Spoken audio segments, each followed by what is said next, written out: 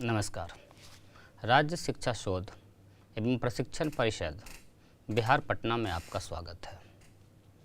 वर्ग 6 के अंतर्गत प्रथम अध्याय है संख्याओं की समझ। उसमें कोष्ठक का प्रयोग हमें जानना है। आज इसी पर चर्चा करेंगे। कोष्ठक का प्रयोग चाहे न चाहे हमने पहले भी देखा है और कहीं न कहीं आप कोष्ठक का प्रयोग किए होंगे। प्रश्न उठता है कि कोष्ठक का आखिर प्रयोग क्यों, इसकी क्या आवश्यकता पड़ गई, क्यों ज़रूरत है इसकी आवश्यकता को समझने के लिए और कहाँ इसका प्रयोग करते हैं और इसका क्या मतलब है यदि प्रयोग कर देते हैं तो, इस चीज़ को समझने के लिए, जानने के लिए आइए एक स्थिति पर विचार करते हैं। एक लड़का है अमित, वो बाज़ार गया है और वहाँ से 6 कलमें खरीदी है जिसका मूल्य 10 रुपये प्रति कलम। स्थिति हमने बोर्ड पर भी लिख दिया है। हमने कहा अमित बाज़ार गया है, वहाँ से 6 कलम खरीद कर लाया, 10 रुपये प्रति कलम। उसकी बहन अनन्या भी गई है और ठीक उसी प्रकार की 8 कलम खरीदी है। अब कुल खर्च की गई धनराशि कितनी हुई, ये यदि ज्ञात करना है तो कैसे कैसे ज्ञात किया जा सकता है, आइए हम विचार करते हैं। वर्ग कक्ष में यदि दिया गया है ये वाला प्रश्न कि चलिए आप लोग हल कीजिए कि कुल कितना खर्च हुआ, तो बनाने का तरीका देखिए। एक लड़का इस प्रकार बनाता है, कोई ए नाम का बच्चा है, वो इसका सॉल्यूशन इस प्रकार कर रहा है कि 6 कलम खरीदा, प्रति कलम 10 रुपया, तो अमित का खर्च हो गया 60 रुपया। और फिर ऐसा ही 8 कलम खरीदा गया है 10 रुपया के हिसाब से, अनन्या का खर्च हो गया 8, और कुल खर्च की गई राशि को जोड़ के हम आसानी से ज्ञात कर सकते हैं। हमें प्राप्त हो गया 140 रुपया। ये उत्तर हो गया, बिल्कुल सही है। अब इसी प्रकार एक और बच्चा है बी, उसका कैलकुलेशन कुछ इस प्रकार से है। वो कहता है कि 6 कलम अमित खरीदा, 8 कलम अनन्या खरीदी, तो कुल कलमों की संख्या, कुल कलम हो गया 6 जोड़ 8 मतलब 14 कलम, और एक कलम का मूल्य आपको दिया गया है 10 रुपया, तो 14 गुना 10 बराबर 140 रुपया। दोनों ही स्थितियों में देखिए एक समान उत्तर आ रहा है और दोनों ही बनाया गया ठीक है। एक तीसरा स्टूडेंट सी ये कहता है कि अगर ऐसे बना गया है, अन्य के द्वारा जो लिया गया, बी जो बनाया है वो कह रहा है कि 6 और 8 को जोड़ा गया है और उसमें 10 से गुना किया गया है। ये काम किया गया है बी के द्वारा। अभी इस ब्रैकेट का उपयोग हम नहीं कर रहे हैं, ये इसको हटा दे रहे हैं। चलिए, और इस प्रकार से यदि हल करेंगे हम तो ये आ जाएगा 86 रुपया, जो कि बिल्कुल गलत हो गया। अब यहाँ उलझन की स्थिति है, जो काम बी ने किया वही काम सी ने भी किया है, 6 और 8 को जोड़ करके और 10 से गुना किया है, लेकिन दोनों का उत्तर बिल्कुल अलग अलग है और ये उत्तर गलत है, ये दोनों उत्तर सही है। अब इस उलझन की स्थिति को दूर करने के लिए गणित में ब्रैकेट का उपयोग सुझाया गया है, बताया गया है। ब्रैकेट में ये बताया है कोष्ठक में कि जहाँ कहीं भी किसी समूह को एक करने की बात हो, जैसे कलम एक समूह है, उस समूह को यदि एक जगह लिखने की बात हो तो सबसे पहले उसको एकल रूप में देखेंगे और हल करेंगे और उसके लिए कोष्ठक का उपयोग करेंगे। तो विद द यूज ऑफ कोष्ठक, ब्रैकेट, कोष्ठक का यदि प्रयोग करेंगे तो यही वाली बात इस प्रकार लिखाएगी कि 6 और 8 एक समूह है, इसको एक समूह में बनाएंगे, एक ग्रुप में लिखेंगे और तब उसको 10 से गुना करेंगे। और इस प्रकार यदि आप हल करेंगे तो 14 गुना 10, देखिए आपको प्राप्त हो गया 140 रुपया। अब ये वाली उत्तर आपकी आ गई। अब हमारा जो संशय था वो दूर हो गया किस प्रकार से कोष्ठक का उपयोग हमने किया है? जहाँ कहीं भी समूह बनाने की बात है, एक जगह लाने की बात है, तो एक जगह एक समूह में रखने के लिए हम लोग कोष्ठक का प्रयोग करते हैं। अंग्रेजी में ब्रैकेट शब्द बोलते हैं, ब्रैकेट का उपयोग करते हैं। कोष्ठक का जब प्रयोग कर रहे हैं तो समूह को सबसे पहले एक बना देना, इसको एकल रूप में देखना है, ये ध्यान रखना है। ये दोनों अलग अलग नहीं देखना है। और जब एकल देखेंगे हम, पहले इसकी क्रिया कर लेंगे और उसके बाद फिर आगे की जो भी संख्या गुना या भाग के रूप में है उसकी क्रिया करेंगे। इस वर्ग में 6 में छोटे छोटे हल्के कोष्ठकों का प्रयोग आपको दिया गया है। कोई भी व्यंजक लिखा गया है, कोई भी दैनिक चर्या का बात लिखा हुआ है, उसको कोष्ठक के रूप में लिखना, या कोष्ठक के रूप में कोई बात लिखा हुआ है तो उसको समझना कि क्या लिखा हुआ है। और भी ब्रैकेट्स हैं आगे चल करके, जैसे इसे छोटी कोष्ठ हम लोग कहते हैं, स्मॉल ब्रैकेट, मंझोली कोष्ठ, बड़ी कोष्ठ इत्यादि इत्यादि, आपको आगे की कक्षा में और जानने के मिलेगा। फिलहाल संक्षेप में हम आपको बता दें, जैसे ये छोटी कोष्ठ का इस प्रकार चिन्ह है, उसी प्रकार मंझोली कोष्ठ का इस प्रकार का चिन्ह होता है, बड़ी कोष्ठ का इस प्रकार का चिन्ह होता है। फिर आगे चल कर के लाइन ब्रैकेट, रेखा कोष्ठ भी होता है। आगे की कक्षाओं में बहुत डिटेल से हम लोग पढ़ेंगे। फिलहाल अभी हम लोग इस कक्षा में ये जानेंगे कि कोई भी व्यंजक यदि लिखा हुआ है तो उसको कोष्ठक का प्रयोग करके हम कैसे लिखते हैं।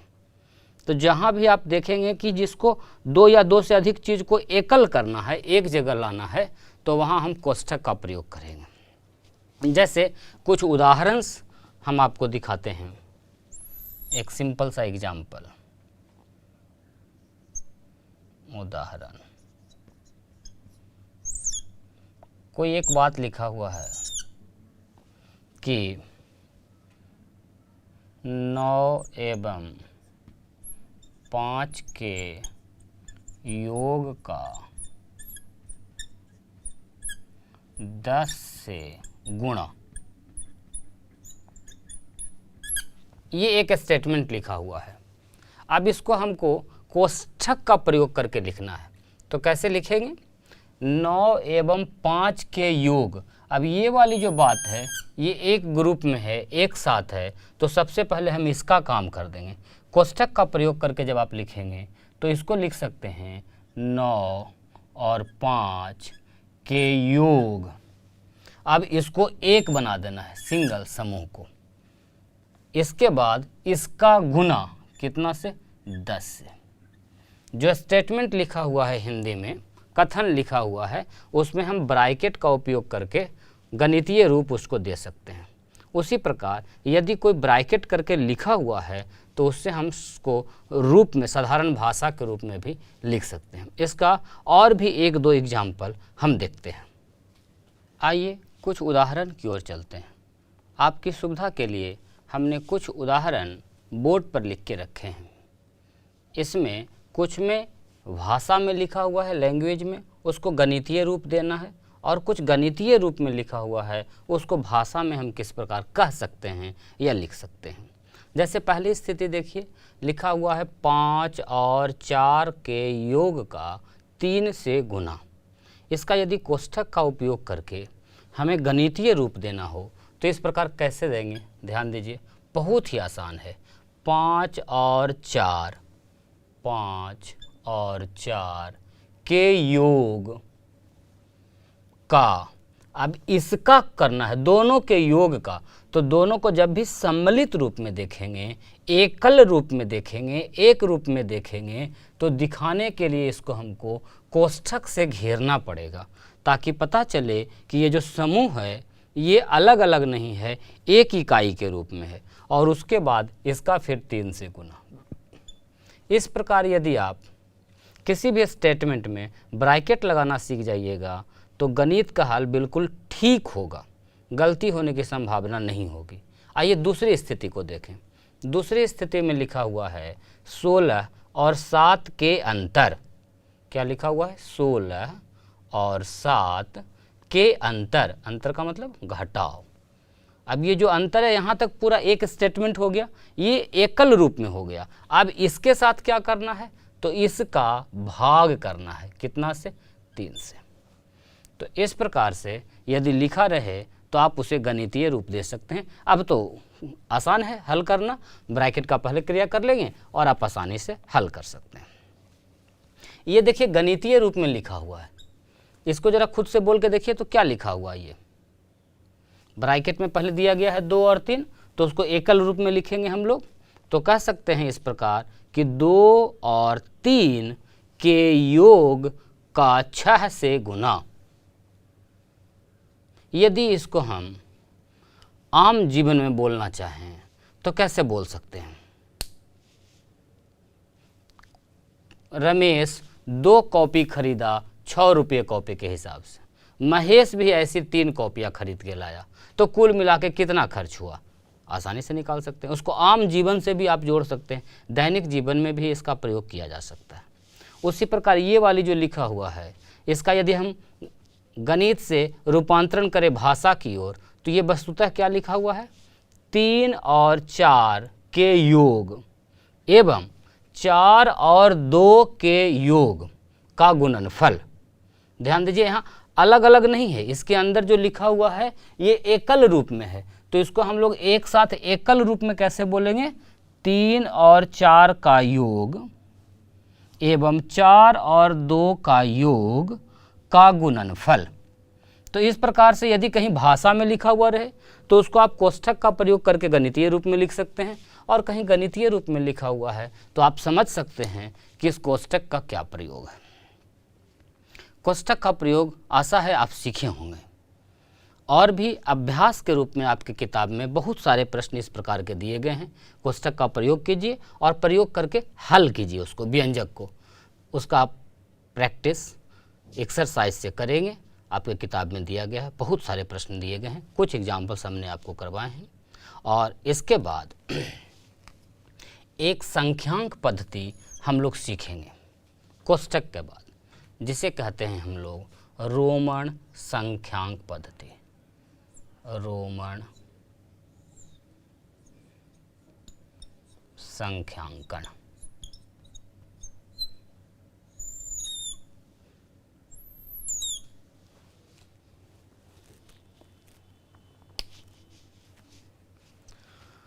हम लोग जिस संख्यांकन का उपयोग करते हैं, जिसमें हम लोग लिखते हैं 1 2 3 4 5 6 7 8 9 10, और इसी प्रकार से हमारी संख्या आगे बढ़ती जाती है। ये वाली जो मेथड है, ये जो तरीका है संख्यांकन करने का, संख्या को अंकित करने का, उसको अंक में लिखने का, ये हिंदू अरबिक पद्धति है। इसे आप कह सकते हैं हिंदू अरबिक पद्धति। लेकिन और भी बहुत सारी पद्धतियां हैं जिसमें बताया गया है कि संख्याओं को संख्यांकन किस प्रकार करना है, उसके लिए अलग अलग संकेत बने गए हैं। उसी में से एक बहुत पुरानी पद्धति है, उस पुरानी पद्धति में से एक है रोमन संख्यांकन पद्धति। गाहे बेगाहे हम इसका उपयोग भी करते हैं, और आपने इसका उपयोग दैनिक जीवन में भी देखा होगा। क्या आपने कभी घड़ी देखी है, वो डायल वाली जो सुई चलती है? उसमें आप देखेंगे तो उसमें 1 2 3 जो लिखा रहेगा, बहुत जगह इस प्रकार लिखा रहता है 1 2 3 4, इस प्रकार। कुछ ध्यान आ रहा है? ऐसा कहीं देखा है आपने लिखा हुआ?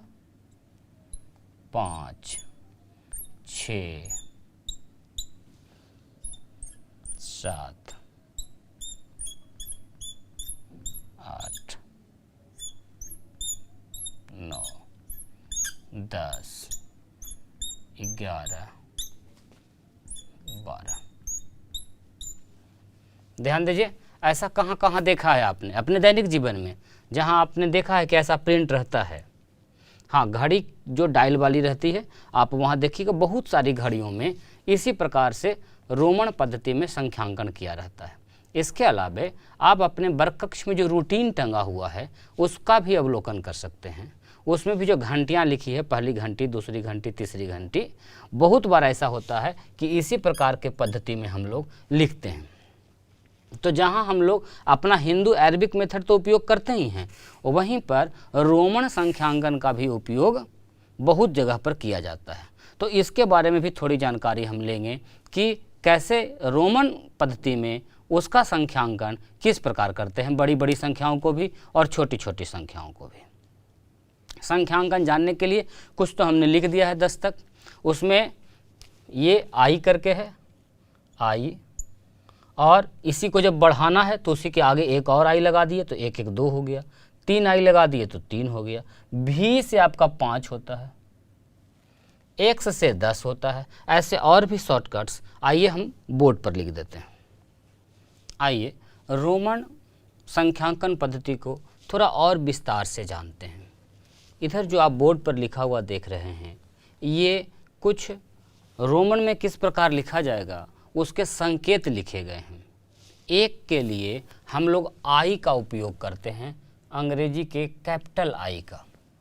उसी प्रकार 5 के लिए भी का उपयोग करते हैं, 10 के लिए एक्स का उपयोग करते हैं, 50 के लिए एल, 100 के लिए सी, 500 के लिए डी और 1000 लिखने के लिए एम का उपयोग करते हैं।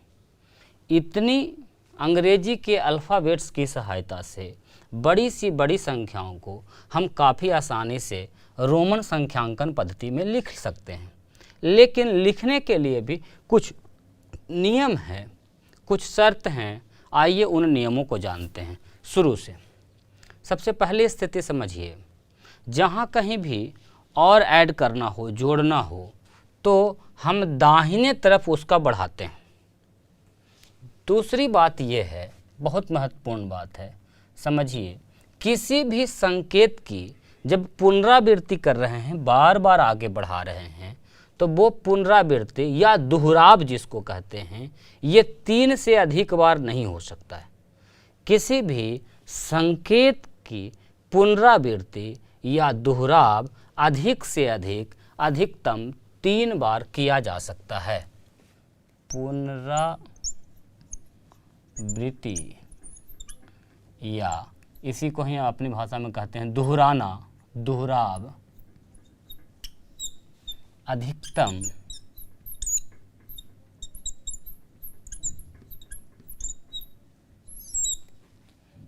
3 बार किया जा सकता है, 3 बार हो सकता है किसी का भी। जैसे अगर हम आई लिख रहे हैं तो एक बार आई लिख दिया आपने, इससे 1 बन गया। इसी का यदि पुनरावृत्ति किए, आगे बढ़ाए, तो ये 2 हो गया। जैसे जैसे आगे बढ़ाएंगे उसमें ऐड होता चला जाएगा। दाहिने जब भी किसी का लिखेंगे तो वो हमेशा जुट जाएगा। अब इसके दाहिने अगर एक और लिख दें, एक और लिख दिया हमने दाहिने में, तो ये हो गया 2 में 1 और जुट गया 3। लेकिन जैसे ही हमको 4 लिखना हो और यदि इसको हम और जोड़ दें, एक बार 4 कर दें 4 के लिए, तो ये गलत हो जाएगा, ये संभव नहीं है। ये पहला नियम है कि किसी का भी यदि आप पुनरावृत्ति कर रहे हैं तो अधिक से अधिक 3 बार ही कर सकते हैं। तो फिर आगे की संख्याएं कैसे लिखाएगी उस पर भी चर्चा करेंगे। लेकिन उसके पहले एक बात और समझ लीजिए कि इसमें से सब की पुनरावृत्ति भी नहीं हो सकती है। जैसे भी, एल और डी, ये 3 ऐसे संकेत हैं जिसकी पुनरावृत्ति दोहराव आप नहीं कर सकते हैं। बाकी सबका दोहराव हो सकता है। जैसे अगर 10 को बढ़ा करके 20 करना है तो 1 से 1 आप कर दीजिए, हो जाएगा। लेकिन अगर 50 को बढ़ा के 100 करना है, आप चाहेंगे कि एल लिख दें, तो ये नहीं हो सकता है। तो यहीं पर एक बात बहुत इंपॉर्टेंट याद रखना है कि रोमन संख्या का जो संकेत है उसमें 3 संकेत भी, एल जिससे 50 को लिखते हैं एवं डी जिससे 500 को लिखते हैं। 5, 50 और 500 वाले जो संकेत होते हैं उनका दोहराव नहीं किया जाता है। कभी भी इसका दोहराव संभव नहीं है, या पुनरावृत्ति जिसे कहते हैं संभव नहीं है। दोहराना संभव नहीं है, दोहराव संभव नहीं है।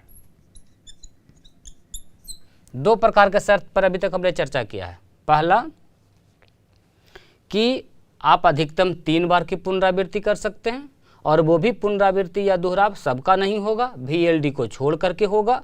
और जैसे ही आप किसी के दाहिने लिखेंगे तो दाहिने वाला हमेशा ऐड होते जाएगा, बढ़ते जाएगा। यदि किसी भी संकेत के दाएं में कुछ लिखेंगे, दाएं लिखने पर क्या होता जाएगा, ऐड होता जाएगा, बढ़ता जाएगा। लेकिन ठीक इसके उल्टा यदि बाएं में लिख दें, हम किसी भी संकेत के बाएं में कुछ लिख दें तो वो हमेशा सब्सट्रैक्ट होगा, माइनस होगा, घटेगा। यहीं पर ध्यान रखिए, हमेशा यदि बाएं में लिखेंगे तो हमेशा घटेगा। बाएं में किसको लिखेंगे ये भी ध्यान रखिए, बाएं में हमेशा छोटा वाले संकेत को लिखते हैं, बड़ा वाला संकेत को नहीं लिखते हैं। किसी संकेत से जो छोटा संकेत होगा, जिसका वैल्यू कम होगा, उसको हमेशा बाएं लिखते हैं, और जिसको भी आप बाएं में लिख दीजिएगा उसका वैल्यू उसमें से घट जाएगा। जैसे फॉर एग्जांपल भी कितना का संकेत है, 5 का। यदि इसके पहले हम लिख दें I, जिसका वैल्यू 1 होता है, तो ये वैल्यू आपका 5 में से 1 घट जाएगा और घट के बना देगा 4। लेकिन यदि इसी भी के दाएं यदि कुछ लिख दें हम, जैसे इसी को इस प्रकार लिखे हैं, तो इसका हो जाएगा 6। यहाँ पर क्या हो रहा है, बाएं में है तो घट रहा है, घट रहा है, और दाहिने में लिखे हैं तो उसका वैल्यू क्या हो जा रहा है, बढ़ रहा है। और इसी प्रकार की प्रक्रिया सबके साथ चलेगी। जैसे यदि हम लिखते हैं C, अब C का मतलब आप समझते हैं, 100 हो रहा है, बिल्कुल हमने लिखा है यहाँ संकेत में। यदि C के पहले हम X लगा दें, ध्यान दीजिए, पहले मतलब बाएं, तो जब बाएं लगाए हैं C के पहले X, तो हमने कहा बाएं में हमेशा क्या होगा, घटेगा। तो C में से X जब घटेगा, 100 में से 10 घटेगा, तो इसका वैल्यू कितना हो जाएगा, 90। यहाँ कौन सा काम हो रहा है, घटने का काम हो रहा है। यानी और एक बात ध्यान रखना है, जब भी बाएं घटेगा तो ये हमेशा इससे छोटा वाला अंक का ही संकेत रहेगा, दाएं में जुटेगा और बाएं में घटेगा। दोहराव के बारे में 2 बातें हमेशा ध्यान रखनी है, आप दोहरा सकते हैं लेकिन अधिकतम 3 बार दोहराव कर सकते हैं। एवं कुछ ऐसे भी संकेत हैं जिसका दोहराव बिल्कुल संभव नहीं है, और वैसे संकेत में हैं 5 का, 50 का और 500 का, इसका दोहराव संभव नहीं है। 1 से लेकर के 10 तक की तो अभी आपको हम संख्या दिखाए थे, आइए तेजी से लिख लें। 1 2 3, ये 4 तो गलत हो गया, तो फिर 4 कैसे लिखेंगे, यदि दोहराव नहीं है तो उससे बड़ा वाले पर जाइए, 5 पर, और 5 में से 1 घटा लीजिए। और 8 के बाद फिर 9 लिखने के लिए क्या इसको 3 से हम 4 कर सकते हैं, संभव ही नहीं है। अभी हमने आपको शर्त बताया कि अधिकतम 3 बार आप कर सकते हैं, तो फिर 9 कैसे होगा। फिर 5 से बड़ा वाला जो आपका संकेत है 10 के लिए X है, उसमें से 1 घटाएंगे तब जाके 9 बनेगा। तो घटाने के लिए क्या करेंगे, 10 का संकेत लिखेंगे, और घटाने के लिए दाएं नहीं, हमेशा कहाँ, बाएं, I। और इस प्रकार से ये बन गया आपका 9, ये था आपका 8। 10 का तो अपना ही संकेत है, सीधा सिर्फ X लिख देंगे तो 10 हो जाएगा।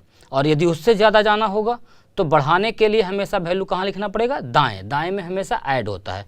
तो इसी प्रकार से आप 10 में 1 बढ़ा देंगे 11, 10 में 2 बढ़ा देंगे 12, ये 11 का हो गया, 12 का हो गया। और इसी प्रकार लिखाता हुआ चलेगा आपका 11, 12, 13, 14 में फिर 10 और 4, 15, 16, 17, 18, 19 और 20 के लिए फिर हम लोग कर देंगे 2x। और ये प्रक्रिया फिर आगे चलती रहेगी, कहाँ तक जाएगी, 30 तक, 3x, ये हो गया आपका 20 का, ये हो गया आपका 30 का। अब क्या 40 लिखने के लिए 4x लिख सकते हैं, नहीं, पहला वाला शर्त आपको पता हो गया है अब कि 3 से अधिक बार नहीं दोहराया जा सकता है। तो फिर 40 कैसे लिखेंगे, तो इसके लिए फिर 50 पर जाइए और वहाँ से कुछ घटाइए। 50 में से कितना घटाने पर 40 होगा, 10। तो हम लोग लिखेंगे घटाने के लिए किधर की ओर लिखेंगे, बाएं, x को बाएं लिखेंगे, l को दाएं लिखेंगे। इससे क्या हुआ, 50 में से 10 घट गया और ये वैल्यू हो गया आपका 40 का, l हो गया आपका 50। उसके बाद आगे बढ़ाइए उसी प्रकार से, ये हो गया आपका 60, चलिए हम लोग मिलजुल के लिखें। यदि 70 लिखना होगा तो, उसी प्रकार यदि 80 लिखना होगा तो, और क्या 90 में फिर 4x नहीं पड़ेगा, आपको पता है। तो 90 कैसे, फिर 50 के अगला संकेत पर आइए 100, और उसके लिए दिया गया है c, तो हम लोग लिखेंगे xc। ये हो गया 90, 100 के लिए हो गया आपका c। कुछ बातें आपने सीखा, आपको हम 2-3 शर्त भी बताए। एक और शर्त बता दें यहीं पर, जैसे हमने लिखा है कि VLD इसका दोहराव संभव नहीं है। बाकी का आप दोहराव कर सकते हैं, C को 2 बार लिख दीजिएगा तो 200 हो जाएगा, लेकिन आप चाहेंगे कि भी 2 बार लिख के 10 बना दें, D 2 बार लिख के 1000 बना दें, तो ये संभव नहीं है।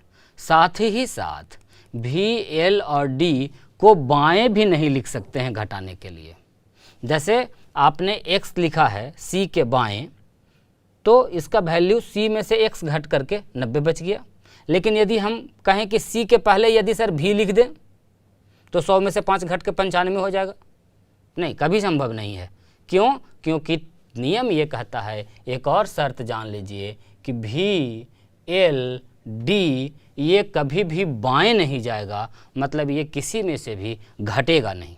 आगे तक की संख्याएं लिखने के लिए बहुत इंपॉर्टेंट जो 2-3 नियम हैं ये आपको पता होना चाहिए। जैसे VL और D का दोहराव नहीं संभव है, उसी प्रकार एक और बात आप नोट कर सकते हैं कि V संकेत L और संकेत D किसका है? V 5 का संकेत, L 50 का संकेत और D 500 का संकेत।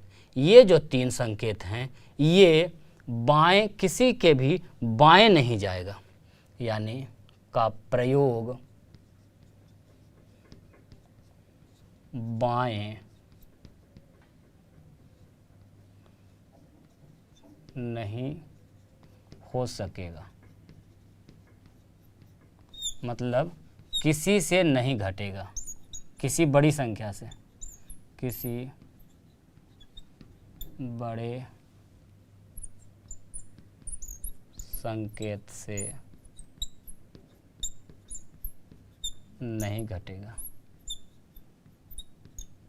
यदि इन नियमों का आप ध्यान रखेंगे तो कभी भी रोमन न्यूमरल्स लिखने में, रोमन संख्यांक लिखने में आपसे गलती नहीं होगी। सबसे पहले इन संकेतों का ध्यान रख लें, किसका क्या संकेत बनाया गया है। उसके बाद ध्यान रखें कि जैसे ही दाएं कुछ लिखेंगे तो उसके वैल्यू में वृद्धि होगी, उसका मान बढ़ेगा। लेकिन ध्यान रखेंगे कि एक ही चीज़ को बार बार लगातार दोहरा करके 3 बार लिख सकते हैं, 3 से अधिक बार लगातार दोहराव नहीं होगा। दूसरी बात यह है कि 3 प्रकार के संकेत, 5 का 50 का और 500 का, मतलब V, L और D का दोहराव कभी संभव नहीं है, और इसका प्रयोग कभी भी हम किसी बड़े संकेत के बाएं में भी नहीं कर सकते हैं, अर्थात उसका वैल्यू किसी से नहीं घटेगा। घटने के लिए आपका I घट सकता है, C घट सकता है, लेकिन V और L और D को हम लोग किसी से भी नहीं घटाएंगे। जिस प्रकार से हमने लिखा है, आप प्रयास कीजिए कम से कम 1 से 100 तक, और 100 से और बड़ी संख्याएं 1000 तक का आप मिलजुल के प्रयास करें अपने कॉपी पर कि आप रोमन संख्यांक में लिख सकें। ज़रूरी है, दैनिक जीवन में इसका अनुप्रयोग होता है, अतः आप एक बार इसका प्रैक्टिस ज़रूर कर लें। कम से कम 1000 तक की संख्याओं को तो लिखने के लिए सीख ही लें कि रोमन संख्यांक में, न्यूमरल्स में किस प्रकार लिखा जाता है। इस प्रकार से वर्ग 6 का अध्याय 1 जो संख्याओं की समझ करके चैप्टर बनाया गया है, बहुत ही इम्पॉर्टेंट है और पूरे गणित का ये नींव है। इसलिए इसको अच्छे से एक एक प्रश्न करके आप अभ्यास से बना लीजिए। कुछ प्रश्न हमने चैप्टर्स के बीच बीच में भी दिए हैं, उसका भी प्रैक्टिस कीजिए, और साथ ही साथ आपके पाठ्य पुस्तक में भी बहुत सारी प्रश्न दिए गए हैं, उसका आप मिलजुल करके बना के ख़त्म कर लें। फिर हम लोग अगले चैप्टर पर चलेंगे। फिलहाल चैप्टर समाप्त हो गया। धन्यवाद।